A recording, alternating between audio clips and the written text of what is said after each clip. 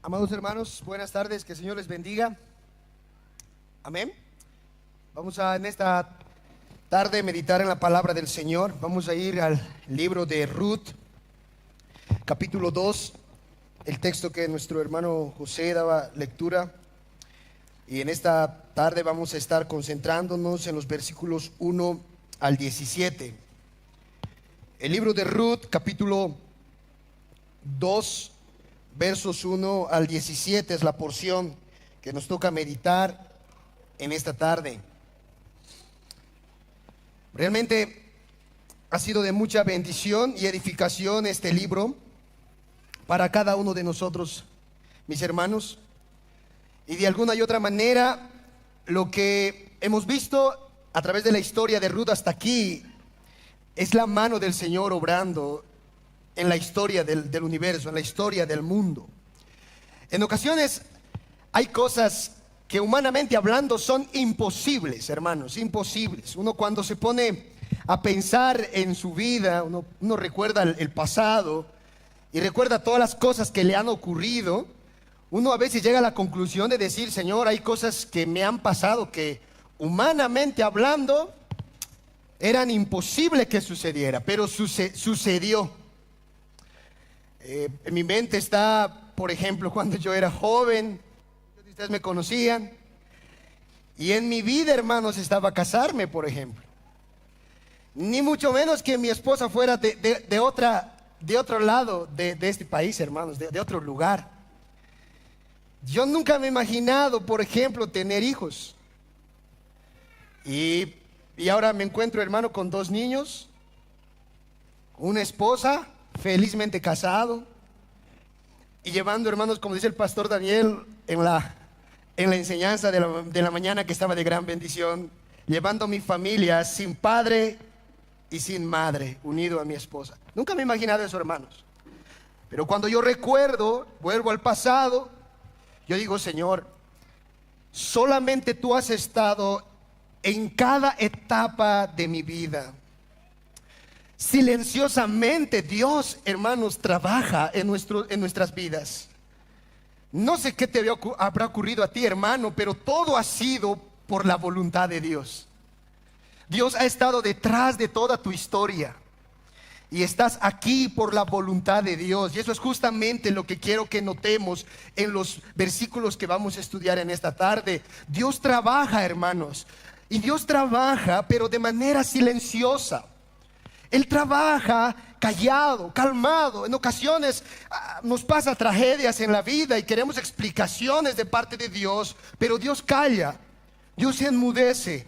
Y eso no significa que se haya salido esa situación de sus manos. No, hermanos, es que es así Dios.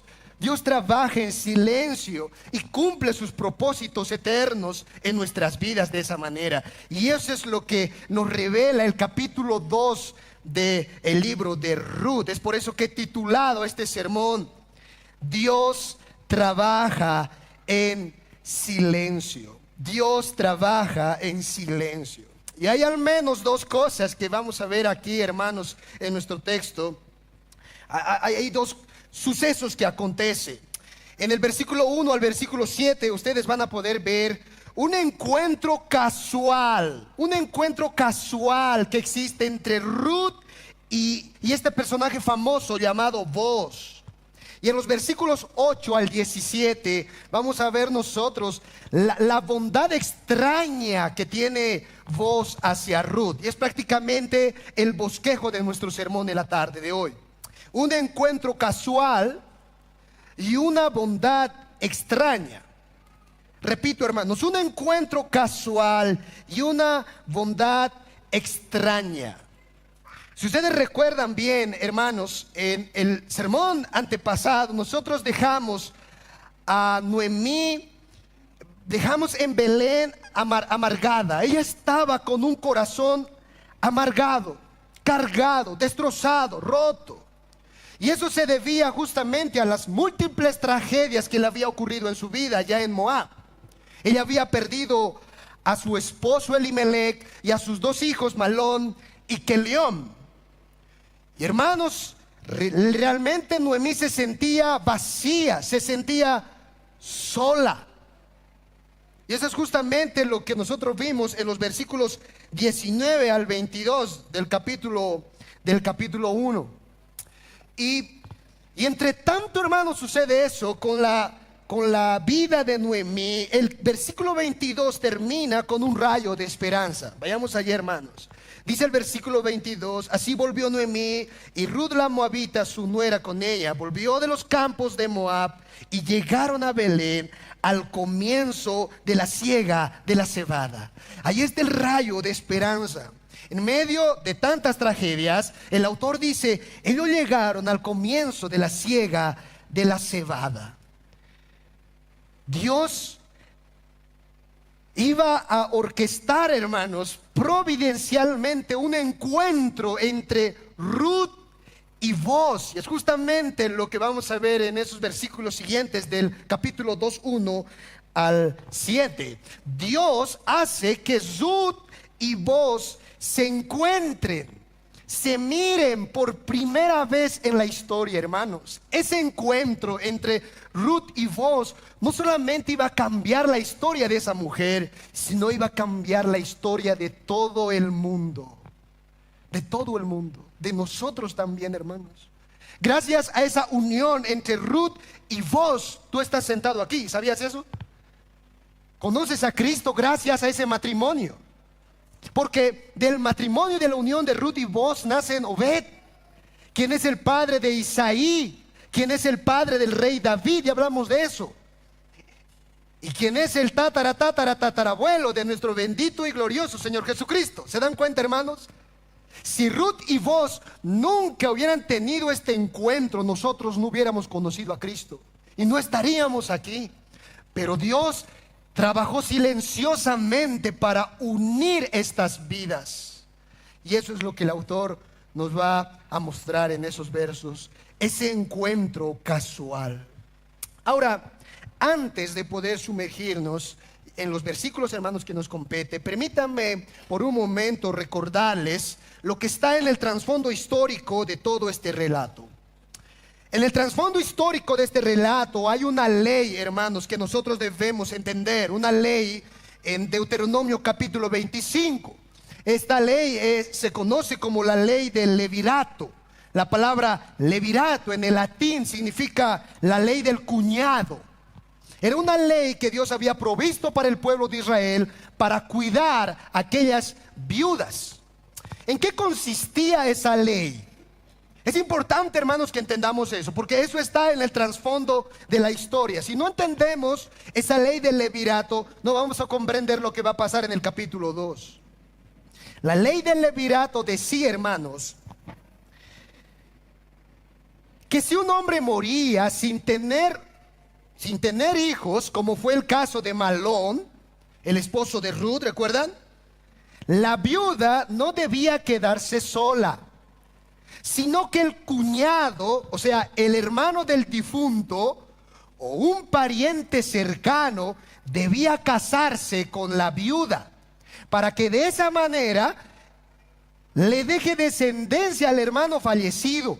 O sea, en otras palabras, el hijo que iba a haber de esa unión iba a ser el heredero de todos los bienes y el patrimonio de la familia del difunto.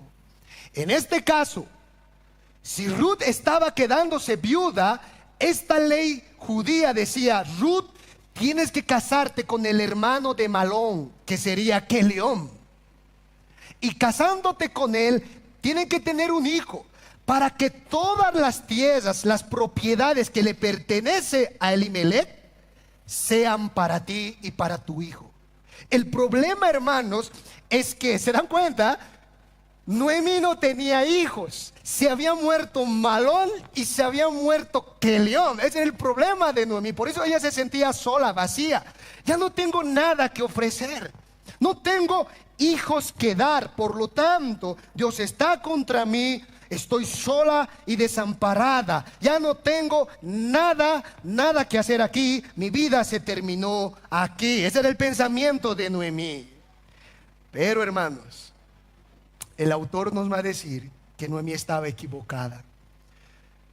Como toda mujer amargada se equivoca, hermanos. Así también Noemí estaba equivocada, porque sí había, si bien no un hijo de Noemí, había un pariente cercano que podía redimir a Ruth. El problema es que Noemí no podía verlo. Noemí no podía verlo. Y eso es justamente lo que nosotros leemos en el versículo 1. Leamos la palabra del Señor, hermanos. Un encuentro casual, dice el verso 1. Tenía Noemí un pariente de su marido, un hombre rico de la familia de Elimelech, el cual se llamaba Boaz. ¿Ustedes lo han notado? 2 veces el autor de esta historia nos dice que Boaz era de la familia de Elimelech. Dice el autor, él era un pariente de su marido. Él era de la familia de Elimelech, como si nos estuviese diciendo el Espíritu Santo. ¿Se dan cuenta que Noemí estaba equivocada? Porque sí había salvación, sí había redención. Ahí estaba el Redentor. Y el Redentor era Boaz. Boaz había sido del clan familiar de Elimelech. El texto nos dice que Boaz era un hombre rico, rico. Literalmente esa palabra significa poderoso y valeroso. O sea, este hombre, hermanos, era influyente. Un hombre que había atesorado muchas riquezas. Dios le había bendecido. Y era tal su poder, tal su riqueza, hermanos, en aquel entonces. Y es interesante en nuestro texto que el autor no quiere que perdamos esa información de vista, porque ahora en base a eso se va a desembocar un drama. Ruth, hermanos, no sabía que existía Boaz. Ella no había leído el libro de Ruth. Nosotros lo sabemos, hermanos, pero ella no lo sabía. Para ella todo lo que ahora le va a acontecer es nuevo. Es nuevo. Y es justamente lo que ahora el autor nos va a llevar a pensar. Estas 2 mujeres habían quedado solas. Y en aquel entonces, hermanos, la cultura judía, los varones, como en nuestro tiempo, eran los que salían a buscar el pan de cada día, los que salían a trabajar. Pero ahora no hay hombre, no hay varón. ¿Quién se va a levantar para salir a buscar alimento y comida? Es por eso que Ruth toma la determinación de salir de su casa a buscar comida, a buscar alimento. Vayan conmigo al verso 2, dice la Biblia. Y Ruth la moabita dijo a Noemí: te ruego que me dejes ir al campo y recogeré espigas en pos de aquel a cuyos ojos hallare gracia. Y ella le respondió: ve, ve, hija mía. Noemí, déjame ir. Tenemos que comer algo. Así que yo voy a ir a buscar el alimento. Oh, que el Señor tenga de mí misericordia y encuentre un hombre compasivo, un dueño de alguna propiedad misericordioso. Ella dice: halle yo gracia delante de los ojos de algún propietario y me dé un trabajo, me provea alimento para traer aquí a la casa. Y eso es justamente, hermanos, lo que le iba a acontecer. De alguna y otra manera, Dios había provisto en su ley también, en la ley de Moisés, hermanos, cuidar a los pobres, a las viudas, a los huérfanos, a los extranjeros. Había una ley en Levítico capítulo 19, verso 9 al 10, una ley que Dios había dado, el cual consistía en que cada judío, si bien tenía una tierra, hermanos, una parcela, un terreno, y ahí tenían sus cultivos, los judíos debían cosechar eso. Pero todas las cosas que caigan de la cosecha al suelo, los judíos no debían alzar eso. O sea, si caía una cosa al piso, hermanos, el judío era prohibido alzar. ¿Por qué? Porque decía la ley en Levítico 19 que todos esos frutos caídos, ¿no? Sea lo que sea, tenían que servir para el huérfano, el pobre, la viuda. Si tú eras huérfano, pobre o viuda, tú podías ir a cualquier casa, entrar y recoger todo lo que había en el piso, hermanos. Dios cuidaba a los más vulnerables de esa manera. Dios les había dicho a su pueblo, recuerdan, yo les he sacado de Egipto, he sido generoso con ustedes, sufrían en Egipto. Faraón les torturaba, Ahora, así como yo he sido generoso con ustedes, sean generosos con los más vulnerables de la sociedad. Pero hermanos, no pierdan de vista que el contexto histórico en el que se está desenvolviendo esta historia es en la época de los jueces, ¿recuerdan? Y esa es una época en donde el pueblo de Israel es rebelde a Dios. Es la peor época del pueblo de Israel. Y es de suponer que muchas de estas leyes habían sido olvidadas por muchos de entre el pueblo de Israel. No les tomaban en cuenta estas leyes. Y aún, hermanos, a pesar de eso, Ruth se arriesgó a salir. Se arriesgó a salir de la casa. Lo que ella probablemente pensaba era: probablemente allá afuera me van a avergonzar, me van a humillar. Como soy extranjera y soy moabita, tal vez no va a haber nadie que me quiera dar trabajo, pero no importa. Dios está conmigo. Dios está conmigo, confío en Él. Y es por eso que ella salió, hermanos, en busca de alimento. El verso 3, leamos la palabra del Señor. Fue pues, y llegando, espigó en el campo en pos de los segadores. Y aconteció que aquella parte del campo era de Booz, el cual era de la familia de Elimelech. Interesante, ¿verdad? El autor dice: ella salió sin ninguna esperanza. Caminando y caminando, ella ve un terreno, un lote por ahí, hermanos, y hartos cultivos. Y ella dice: me voy a meter ahí para trabajar en pos de los segadores. Como están trabajando ahí, me voy a meter ahí. Y empieza Ruth a trabajar. Y dice el autor, hermanos, de una forma, por así decirlo, irónica, hermanos: y aconteció, el autor está diciendo, casualmente casual, imagínense, ese campo en donde ella estaba trabajando era nada más y nada menos que ¿de quién, hermanos? Había sido de Booz, el cual era de la familia de Elimelech. Ahora, hermanos, los accidentes no pasan, la suerte no existe, hermanos, ¿verdad?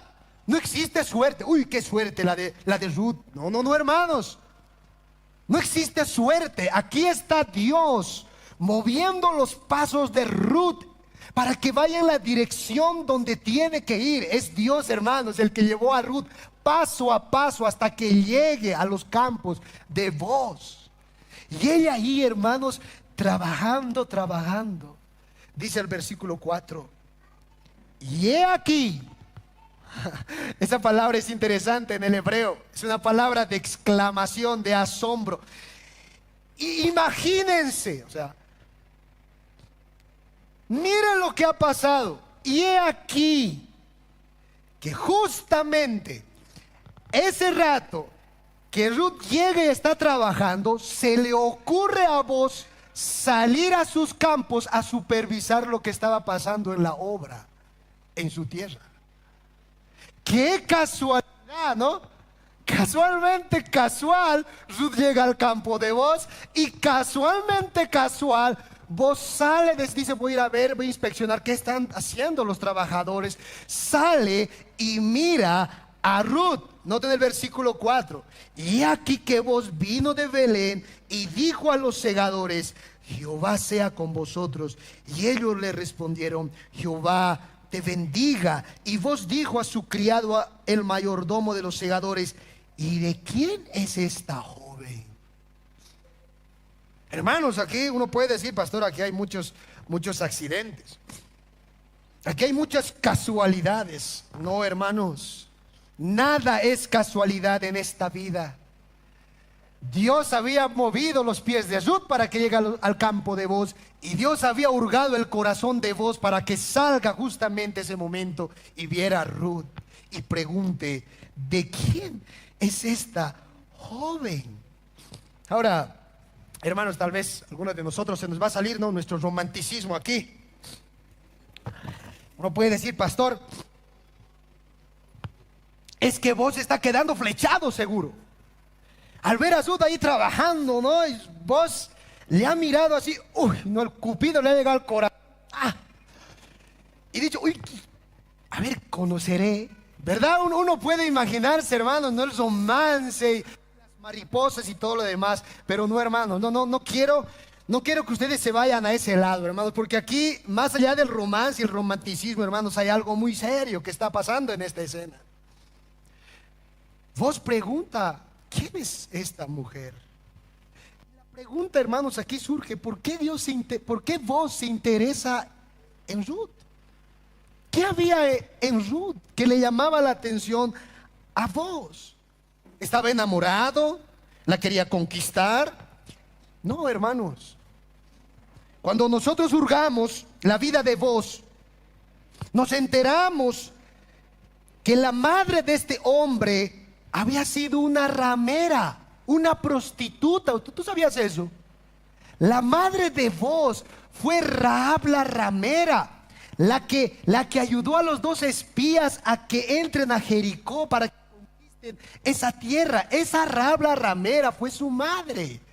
Rahab la ramera, así como Ruth, confió en el Dios de Israel y fue introducido a la familia del pueblo de Dios. Y esa mujer, hermanos, Rahab, se casó con un hombre llamado Salmón. Salmón era un jefe, un principal entre los judíos. Y de esa unión salió vos. Así que, hermanos, no hay aquí tanto romanticismo. Lo que está pasando en el corazón de vos probablemente es: aquí hay una mujer rara, no es de aquí, no es de aquí, probablemente necesita ayuda. Entonces, por eso que vos dice, ¿y quién es esa muchacha? Y en el versículo 6, vayan ya con sus Biblias, hermanos, el criado le dice, el mayordomo le dice a vos, es la joven, esta es la joven moabita que volvió con Noemí de los campos de Moab. Y ha dicho, te ruego que me dejes recoger y juntar tras los segadores entre las gavillas. Entró pues y está desde por la mañana hasta ahora, sin descansar, ni aun por un momento. En otras palabras, le dice al mayordomo, esta mujer que tú ves trabajando, Señor, es poderosa en su trabajo. Es una mujer diligente. No ha cesado de trabajar. Ahí arrodillada como la ves, toda la mañana hasta ahorita, sin descansar, sin tomar un vaso de agua, con esta calor intensa que está haciendo. Todos estamos secándonos aquí, pero ella sigue ahí recogiendo sus gavillas, recogiendo lo que puede del piso para llevar a su casa. Es una mujer muy trabajadora. Y es ahí, hermanos, cuando vos se interesa por ella y empieza a entablar una conversación con Ruth, la moabita. Y eso nos lleva, hermanos, a nuestro segundo encabezado. Una bondad extraña. Lo que tenemos ahora, hermanos, a continuación, en los versículos 8 en adelante, escúcheme bien, hermanos, es la parte más importante de ese capítulo 2. Es el eje central, la columna vertebral de ese capítulo 2. El encuentro, la conversación por primera vez entre vos y Ruth. Vayan conmigo, hermanos, al versículo 8. Dice la palabra del Señor.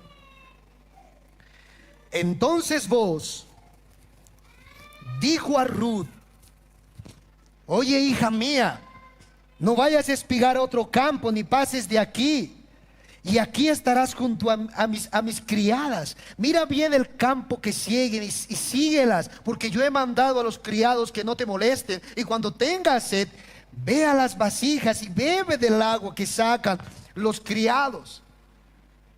Oh, hermanos, lo que hace vos con Ruth es mostrar bondad y misericordia. Le dice, Ruth, ¿sabes? No vayas a otro campo a trabajar, quédate aquí conmigo, quédate aquí en mi campo. Y sabes, hazlo tranquilamente, trabajar como cualquier otra de mis criadas, porque yo he dado la orden, que no te molesten, que nadie te estorbe. Oh, hermanos, cuánta bondad, ¿verdad? Cuánta misericordia, no cuánta atención. Vos le llama ahí a Ruth, le dice, no, le dice, tú eres hija mía. ¿Han notado eso, hermanos? Y uno dice, ah, pastor, ve, ya le está coqueteando, ya le está conquistando. Hija mía, le dice, vas a tomar agua, estás de sed, pero no vas a ir allá, vas a tomar de aquí del sifón. Aquí hay mucha agua y vas a tomar tú quieras, como tú quieras, a la hora que quieras vas a tomar. Hermanos, vos estaba mostrándose muy bondadoso con Ruth, y eso era extraño. De hecho, cuando tú vas al versículo 14, acompáñenme allá, hermanos, vos le da de comer a Ruth, le invita a su mesa y él le sirve un plato. ¿Y qué plato, hermanos? Un plato poderoso.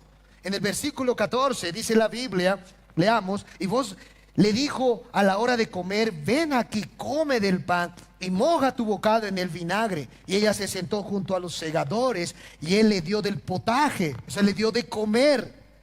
Y comió hasta que se sació y le sobró. Luego se levantó para espigar, y vos mandó a los criados diciendo que recoja también espigas entre las gavillas y no la avergoncéis. Y dejaréis también caer para ella algo de los manojos y lo dejaréis para que lo recoja, y no la reprendáis, no la riñan, dice vos. Espigó pues en el campo hasta la noche y desgranó lo que había recogido, y fue como una efa de cebada. O sea, Ruth trabajó todo ese día, hermanos, y lo que recogió de los campos de Boaz fue más o menos 40 libras de cebada. O sea, harto. Y hermanos, nosotros podemos pensar, pero ¿por qué tanta bondad? ¿Por qué tanta atención a esta mujer que ni siquiera es del pueblo de Israel? Es una mujer extranjera, moabita. ¿Qué es lo que está pasando en el corazón de vos? Se ha enamorado, está loco de amor, ¿no? No puede vivir sin Ruth, ya le ha flechado. Ahora quiere estar con ella eternamente para siempre. No, hermanos, esa no es la razón. De hecho, Ruth misma, al ver tanta bondad, hermanos, comete aquí, mamita, aquí sentate. Estoy hablando en boliviano, ¿no? Aquí, mira, yo te lo voy a preparar tu piquemacho. Toma, no le molesten, va a tomar agüita aquí. Hasta Ruth mismo se siente, hermanos. Pero ¿qué está pasando? Miren, por ejemplo, el versículo 10. Dice la Biblia, ella entonces, bajando su rostro, se inclinó a tierra y le dijo, ¿por qué he hallado gracia en tus ojos para que me reconozcas siendo yo extranjera? ¿Por qué, Señor? ¿Por qué estás haciendo tanto por mí? Esa es la pregunta de Ruth. Yo soy una mujer moabita, soy una mujer extranjera, extraña, ni siquiera soy como una de tus criadas, aún soy menos que eso. En el versículo 13, cuando lees el verso 13, la última parte, ella le dice a vos, no soy ni como una de tus criadas, así le dice. Dentro del rango de la sociedad en este momento, yo estoy por los suelos, yo estoy abajo, lo último. ¿Por qué he hallado Gesed, la palabra en hebreo? ¿Por qué he hallado gracia, favor delante de tus ojos, mi Señor? Hermanos, Ruth, ante tanta bondad, tanta atención, tanta misericordia, se sentía inmerecedora de todo eso. Yo no merezco nada de lo que estás haciendo por mí, Señor. Lo que está diciendo ella. La gratitud, la humildad habían invadido su corazón a tal extremo de que ella se inclina rostro en tierra en humildad y le dice, Señor, yo no puedo aceptar todo esto. ¿Por qué estás haciendo esto por mí? Es extraño, hermanos, ver un corazón así hoy en día. De verdad, hermanos, es raro ver una persona así. Una persona que tenga un corazón tan agradecido y tan humilde, hermano, ante favores que los demás le hacen. Hay tanta gente hoy en día que reclama sus derechos, ¿verdad? Hay tanta gente, hermanos. Yo te pregunto a ti, ¿cómo reaccionas ante las muestras de bondad que otras personas hacen a ti? ¿Cómo reaccionas, hermano, hermana? ¿Lo das por entendido? ¿Lo das por hecho? ¿O te sientes inmerecedor? A tal extremo de que lo único que puedes hacer es llenarte de gratitud, gracias, sorprendido de lo que te está haciendo la otra persona, el favor, porque no lo mereces.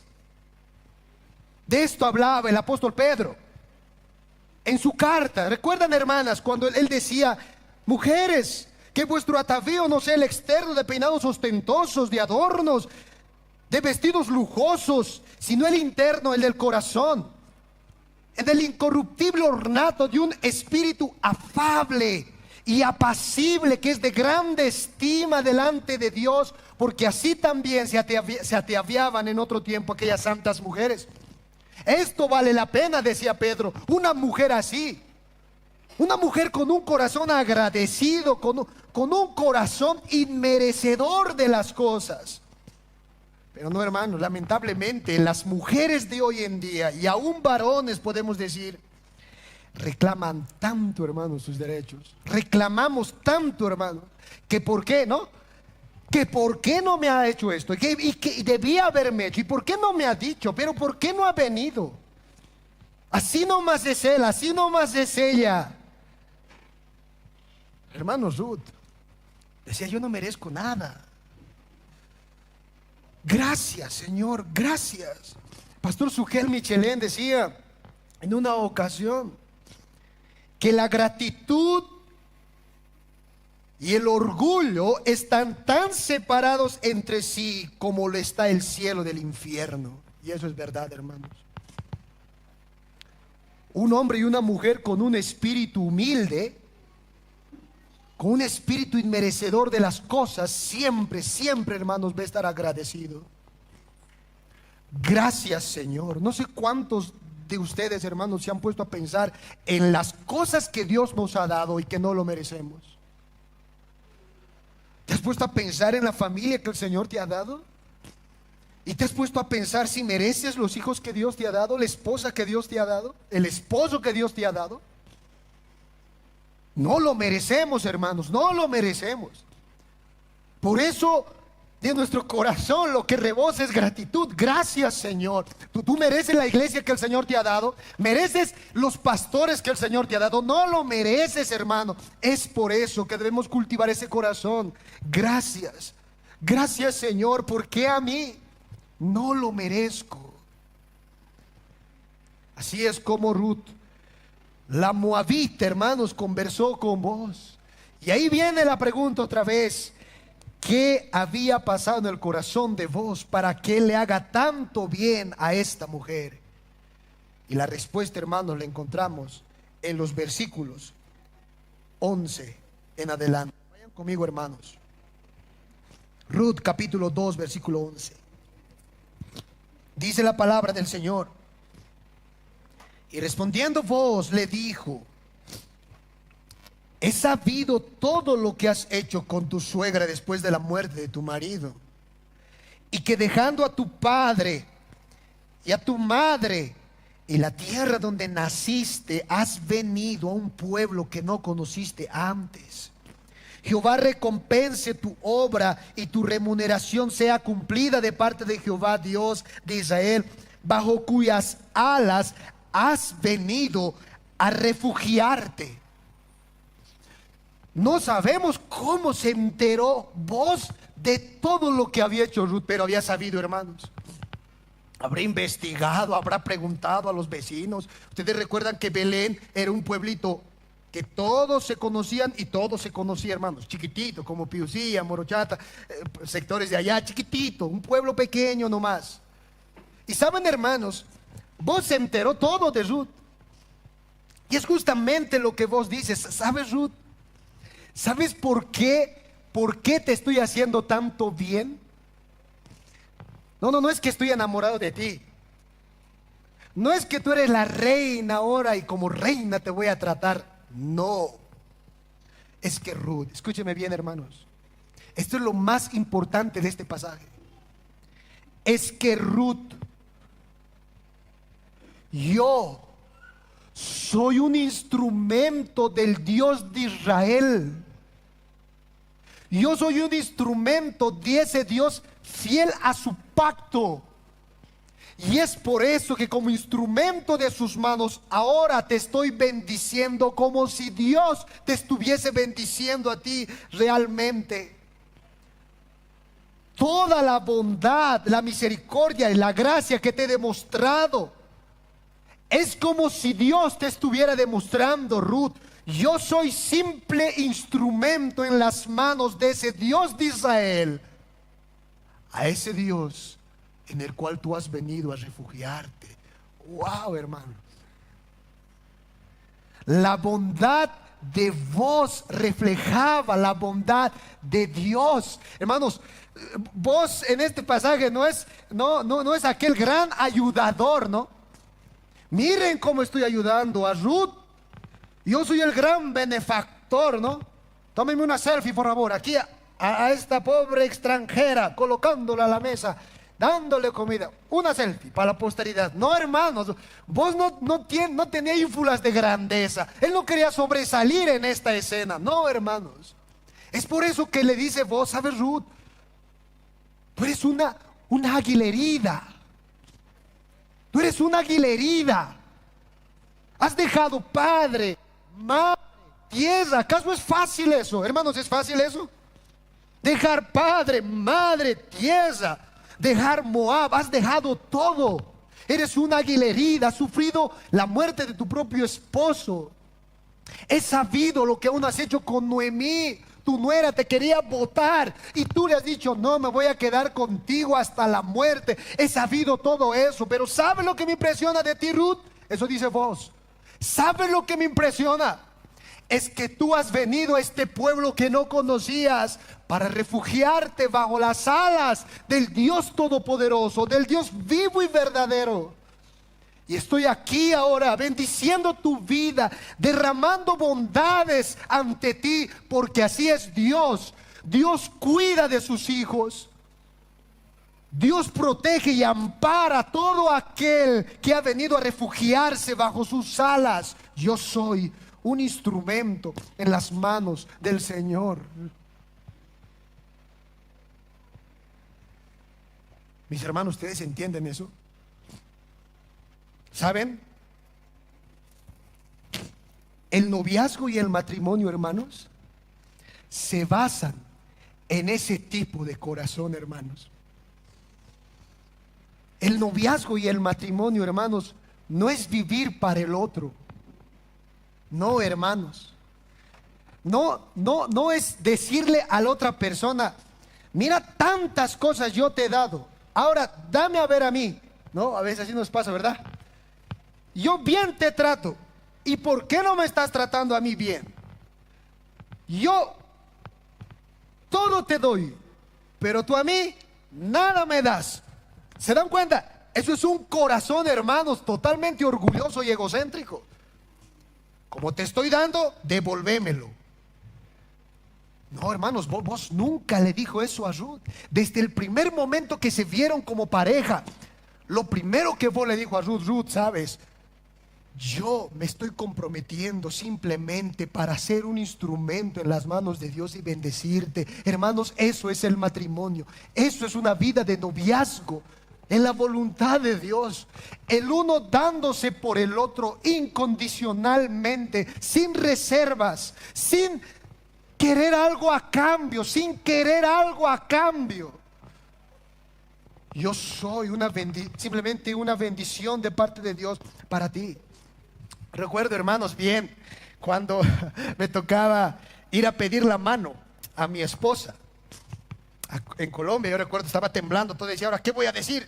Y con el pastor aquí está, hermanos, y le decía: bueno, ahora, ¿qué voy a hacer, papi? ¿Qué le voy a decir ahora al hermano? Ha llegado el momento de hablar con el suegro. Nunca, hermanos, en mi vida me pasó eso. Y a los jóvenes que están aquí, hermanos, de verdad, prepárense para eso, porque hasta las piernas tiemblan, hermano. Uno tartamudea, hermanos, aunque sea predicador, uno no sabe qué va a decir. Y recuerdo bien, hermanos, yo nunca voy a olvidar, el pastor me decía: tú vas a ir a la casa y cuando hables, Tú no vas a decirle al hermano: hermano, yo he venido a pedir la mano de tu hija. Eso no se dice. Porque tú no estás viniendo a pedir nada. Tú estás viniendo a darte. Tú no vienes a pedir, tú vienes a dar. Tú no vienes a que te bendigan, tú vas a bendecir. Hermanos, escúcheme bien eso. Tú no vienes a robar a su hija y traértelo para ti, ¿no? Pedir la mano es, ¿no? Le voy a pedir la mano, que ya no, para mí no más todo. No, tú vas a ir a darte. Tú vas a ir a entregarte sin nada a cambio. Y lo que vas a decirles, hermano, es: hermano, estoy viniendo a tu casa, no a pedir la mano de tu hija, sino a bendecir tu hogar, bendecir tu familia, porque soy un instrumento en las manos del Dios vivo y verdadero para bendecir. Hermanos, ¿se dan cuenta? Hay que configurar nuestra mente. Todo queremos para nosotros, todo. Que me dé esto, que me dé. ¿Cuándo te vas a dar? ¿Cuándo vas a ser un instrumento en las manos de Dios? Vos habías entendido, hermano, su lugar como hombre, como varón. Yo estoy aquí para bendecir. Y Ruth, hermanos, estaba sintiendo a través de vos todo el cuidado y la misericordia de Dios hacia su vida. Dios ha prometido, hermanos, bendecir a todo aquel que se refugie bajo la sombra de sus alas. Dios, hermanos, por su misericordia, por su nombre, por su honor, ha decidido, hermanos, amparar, proteger y cuidar a todo aquel ser humano que voluntariamente vaya a cobijarse bajo sus alas. El Señor se complace, hermanos, en aquellos que esperan en Él, aquellos que esperan en su misericordia, aquellos que le buscan, como decía ese cántico, de madrugada. Y Dios, hermanos, ha comprometido su honor y su nombre. Nunca olvides eso, su honor y su nombre. Él ha comprometido para cuidar, refugiar y proteger a todo aquel que venga a Él con un corazón como la de Ruth, un corazón contrito y humillado. Esta es la historia de Ruth, hermanos.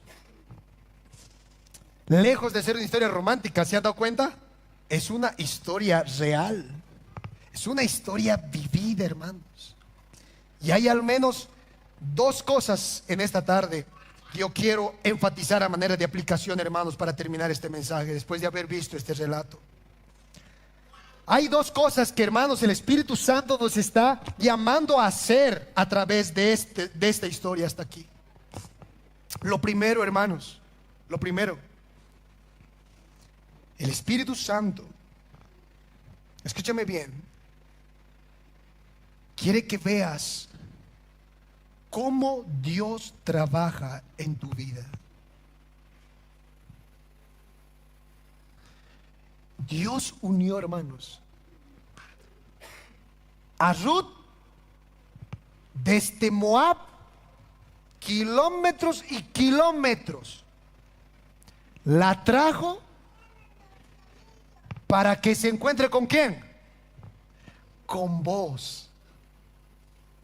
Dios guió sus pasos, cada paso, para que ella vaya justo a la tierra donde estaba vos. Y Dios tocó el corazón de ese hombre justo cuando ella estaba trabajando para que salga y la vea y se encuentren. Dios quiere, hermanos, escúchame bien, Dios quiere que lo veas a través de tu historia. Dios quiere que veas su mano a través de todo lo que te ha pasado, tanto bueno y tanto malo. Ruth había perdido su madre, su padre, había muerto su esposo, había dejado su tierra. Tantas cosas había perdido, pero Dios estaba detrás de eso. Dios había permitido que pase todo eso para que Ruth, en un momento determinado, casualmente casual, se encuentre con vos. Y de esa unión venga, hermanos, nuestro bendito y glorioso Señor Jesucristo. Ahora yo te pregunto, ¿tú has visto a Dios así en tu vida, hermano? Tú puedes decir como Ruth: Señor, Tú has estado en cada paso de mi vida, en mis lágrimas, en mis problemas. Ahí has estado tú, Señor. ¿Lo ves, hermano? ¿Lo ves? Cuando te he dicho, ¿por qué? Porque tú te has callado, no me has respondido. Pero ahora entiendo que tú habías sido así. Eres el Dios que trabaja en silencio. No dices nada. No te puedo ver. No te puedo ver. Por fe creo en ti. Pero he visto tu mano en mi vida. Mi historia está completamente impregnada de tus manos, Señor. Tú has estado moviendo los hilos de mi vida hasta aquí. Hermanos, el Espíritu Santo quiere que recuerden eso. Dios nunca duerme. Él siempre está trabajando. Amén. Y lo segundo, hermanos, que el Señor quiere que ustedes recuerden es que aquel que habita al abrigo del Altísimo morará bajo las sombras del Omnipotente y descansará. No importa, hermano, hermana, amigo que estás aquí, no importa quién seas, no importa lo horrendo de tu pecado, no importa qué clase de hombre o mujer seas, viejo, anciano, niño, joven, adolescente, no importa. Si tú como Ruth quieres ir a refugiarte bajo las alas de ese Dios vivo y verdadero, Él está, hermanos, dispuesto a abrazarte como lo hizo a Ruth. Él está dispuesto a cobijarte y a refugiar, a ampararte. Aunque tu madre y tu padre te pueden dejar, con todo, el Omnipotente jamás te abandonará. No importa qué hayas hecho, no importa quién seas, la gracia del Señor siempre será mayor para nosotros. Porque Él ha comprometido su nombre y su honor, hermanos, al hacernos bien. Y estamos seguros en sus manos. Tú puedes ver, hermanos, todo lo que el Señor ha hecho contigo, así como Ruth lo vio a través de vos. Puedes ver, hermanos, Dios cómo ha obrado a través de personas en tu vida para hacerte sentir seguro, protegido. ¿Cuántas veces Dios ha hecho eso contigo? Y lo seguirá haciendo. Ese es el Dios vivo y verdadero.